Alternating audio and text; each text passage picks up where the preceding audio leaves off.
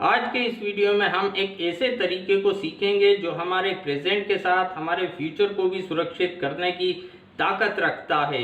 तो चलिए अब इस वीडियो को हम शुरू करते हैं। यहाँ पर हर आदमी की एक इच्छा होती है कि भाई वो कुछ ना कुछ इन्वेस्टमेंट करे, और यहाँ पर हर आदमी अपने लेवल पर कुछ ना कुछ इन्वेस्टमेंट करता भी है। कुछ लोग प्रॉपर्टी में करते हैं, कुछ लोग बैंक में एफडी करते हैं, म्यूचुअल फंड के रास्ते से इन्वेस्टमेंट करते हैं, गोल्ड में करते हैं, और कुछ लोग शेयर्स में करते हैं। अब हम यहाँ पर शेयर मार्केट की बात कर रहे हैं, इसीलिए स्टॉक के इन्वेस्टमेंट से रिलेटेड ही टॉपिक को हम यहाँ कवर करेंगे। अब यहाँ पर ये मेरा कहना नहीं है, ये उन लोगों का कहना है जिन्होंने इस मार्केट से करोड़ों अरबों रुपए कमाए हैं।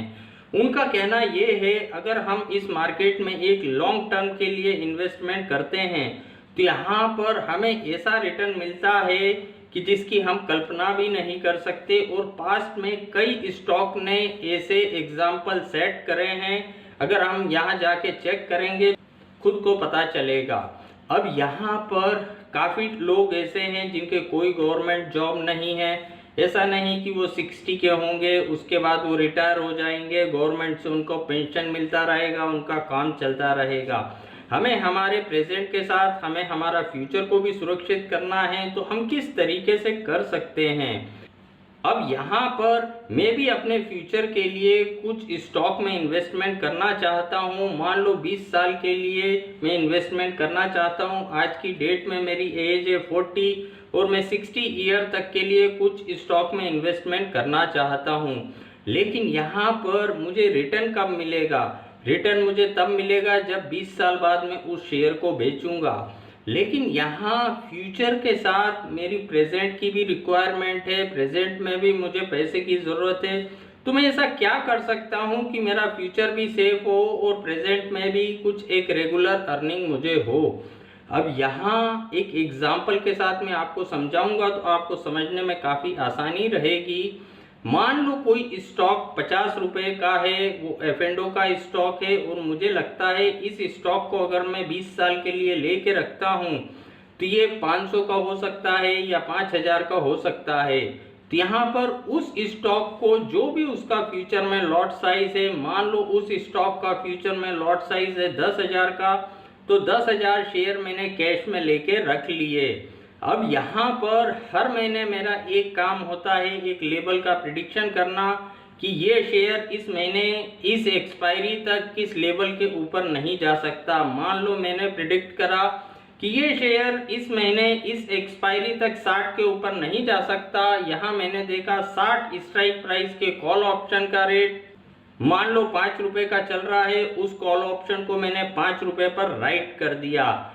अब यहाँ पर मान लो मेरा प्रिडिक्शन सही हो गया, तो यहाँ पर वो 5 रुपए पूरे मुझे प्रीमियम का प्रॉफिट हुआ। 10,000 का लॉट था, 5 रुपए की वैल्यू थी, 5 रुपए जीरो हो गए एक्सपायरी डेट के दिन, तो यहाँ पर उस महीने मुझे 50,000 का प्रॉफिट हो गया और मेरा इन्वेस्टमेंट वैसा का वैसा पड़ा हुआ है।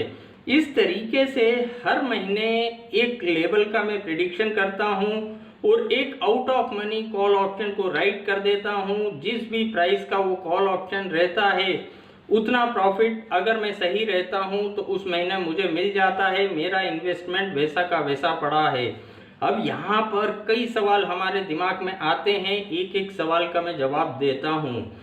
सबसे पहला सवाल दिमाग में ये आता है कि भाई कैश में लेने की जगह अगर मैं यहाँ फ्यूचर में ले लूँ तो या मेरा सस्ते में काम हो जाएगा, मार्जिन में काम हो जाएगा। तो यहाँ पर हम कैश में इसलिए लेते हैं, फ्यूचर में इसलिए नहीं लेते। फ्यूचर को हर महीने रोल ओवर करने का झंझट होता है, और यहाँ पर अगर हम उसे हर महीने रोल ओवर करेंगे, मान लो अगले महीने का फ्यूचर 1-2 रुपए के प्रीमियम पे चल रहा है, तो हमारे स्टॉक की कॉस्ट बढ़ती चली जाएगी और फ्यूचर रोज ऊपर नीचे होगा। तो यहाँ पर M2M मेंटेन करने का भी एक साइकोलॉजिकल प्रेशर हमारे ऊपर रहता है। तो यहाँ अगर हमने हमारे पैसे से लिया है, कैश में लिया है, वो नीचे ऊपर हो रहा है तो उससे कोई हमें फर्क नहीं पड़ता, क्योंकि वो हमने हमारे पैसे से ले रखा है।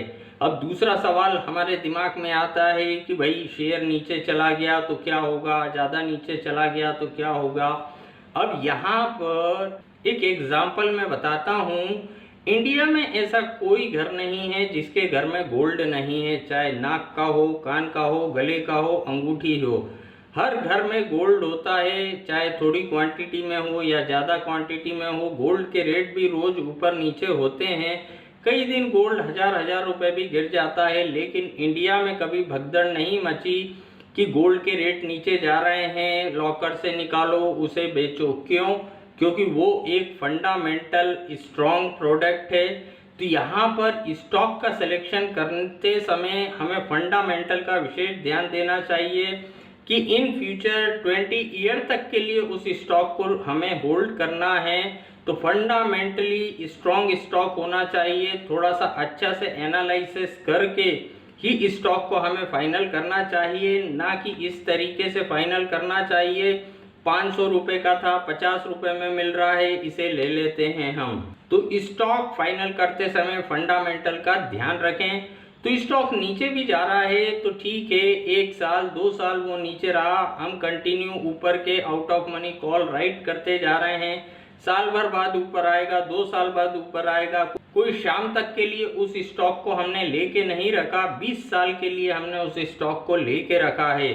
तो यहाँ पर फंडामेंटली स्ट्रॉन्ग स्टॉक को हम फाइनल करते हैं। अब अगला क्वेश्चन हमारे दिमाग में आ सकता है कि भाई किसी महीने मेरा प्रेडिक्शन फेल हो गया, स्टॉक 70 रुपये पे चला गया, मैंने 60 स्ट्राइक प्राइस के कॉल ऑप्शन को राइट कर रखा था। तो यहाँ पर मैं देखता हूँ कैश में जो मैंने शेयर ले रखा था वो तो 20 रुपये बढ़ गया, लेकिन यहाँ जो 60 स्ट्राइक प्राइस के कॉल ऑप्शन को मैंने मान लो 5 रुपये में राइट करा था, उसकी वैल्यू एक्सपायरी डेट के दिन 10 रुपये की हो गई। वहाँ पर मुझे 5 पॉइंट का लॉस लगने लगा। कैश में मुझे 20 पॉइंट का प्रॉफिट हो रहा है। ओवरऑल अगर मैं पूरी पोजीशन स्क्वायर अप कर देता हूँ फिर भी मैं 15 पॉइंट के प्रॉफिट में हूँ। लेकिन यहाँ पर मैं पोजीशन को स्क्वायर अप नहीं करना चाहता, क्योंकि जो ये शेयर को मैंने लेके रखा हुआ है वो एक 20 साल के लिए लेके रखा हुआ है। तो यहाँ पर हम उसे किस तरीके से मैनेज कर सकते हैं, हैंडल कर सकते हैं। मान लो कॉल ऑप्शन का रेट बढ़ के 10 रुपये का हो गया, एक्सपायरी डेट के दिन में आता हूँ, चेक करता हूँ, देखता हूँ कि अगली एक्सपायरी में, अगले महीने की एक्सपायरी में कौन से स्ट्राइक प्राइस के कॉल ऑप्शन का रेट 10 रुपये का चल रहा है। मान लो मुझे दिखा 70 स्ट्राइक प्राइस के कॉल ऑप्शन का रेट 10 रुपये का चल रहा है, एटीएम कॉल 10 रुपये पर चल रहा है। तो जो करंट एक्सपायरी का 10 रुपये का हो चुका है कॉल, उसको मैंने 10 रुपये पे काटा या खरीदा, क्योंकि वो तो मुझे बाय करना ही पड़ेगा। उस पोजीशन को स्क्वायर अप करा और तुरंत अगले महीने का जो भी 10 रुपये के रेट पे कॉल ऑप्शन चल रहा है उसे 10 रुपये पर राइट कर दिया।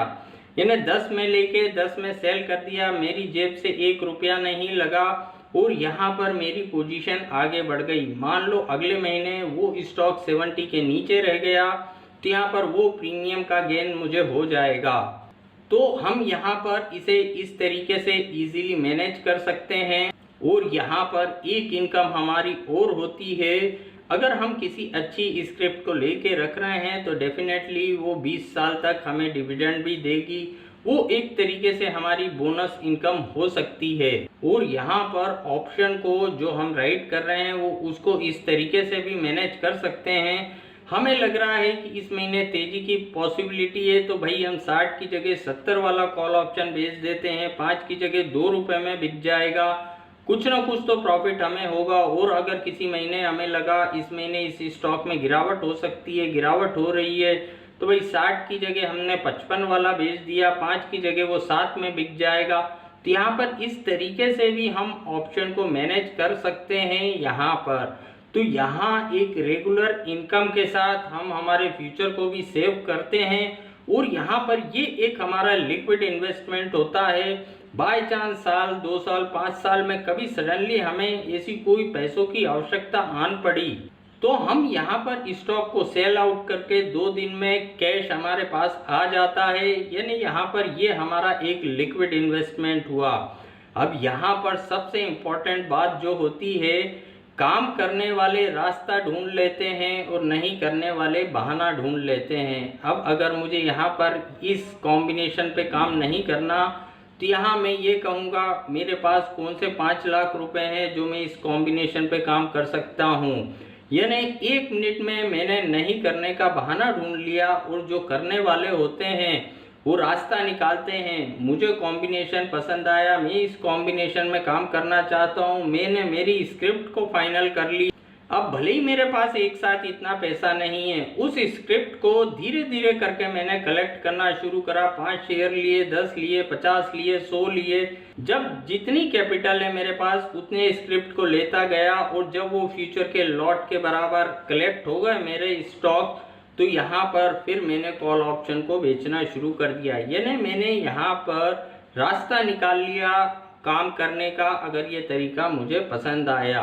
अब यहाँ एक और हमने बात सुनी है कि भाई पैसा पैसे को खींचता है, तो यहाँ इस तरीके में भी उस चीज़ को हम अप्लाई कर सकते हैं कि पैसा पैसे को किस तरीके से खींच सकता है। एक कॉम्बिनेशन को हमने क्रिएट करा और यहाँ पर कॉल ऑप्शन को बेच के हर महीने उस कॉम्बिनेशन से पैसे आ रहे हैं। और यहाँ पर हमने दूसरी स्क्रिप्ट को फाइनल कर रखा था कि अब दूसरी स्क्रिप्ट कौन सी मुझे कलेक्ट करना है, तो जो हर महीने मुझे रेगुलर इनकम हो रही है, चाहे कॉल ऑप्शन राइट करके, चाहे डिविडेंड से मुझे पैसा आ रहा है, उस प्रॉफिट से मैं दूसरी स्क्रिप्ट कलेक्ट करना शुरू कर देता हूं। और जब दूसरी स्क्रिप्ट फ्यूचर के लॉट के बराबर कलेक्ट हो जाती है, तो अब हर महीने मुझे 2 कॉल ऑप्शन राइट करने की अपॉर्चुनिटी मिलेगी। यानी एक बार एक कॉम्बिनेशन से काम शुरू करके उसी पैसे को यहाँ री इन्वेस्टमेंट करते हुए मैं एक कॉम्बिनेशन से 2 से 3 इस तरीके से यहाँ कॉम्बिनेशन बना सकता हूँ, बढ़ा सकता हूँ। तो यहाँ पर इस तरीके से पैसा पैसे को खींचता है, जो हम बचपन से सुनते आ रहे हैं। तो आज के वीडियो में इतना ही। अगर ये वीडियो आपको पसंद आया तो वीडियो को लाइक करना ना भूलें। Thank you.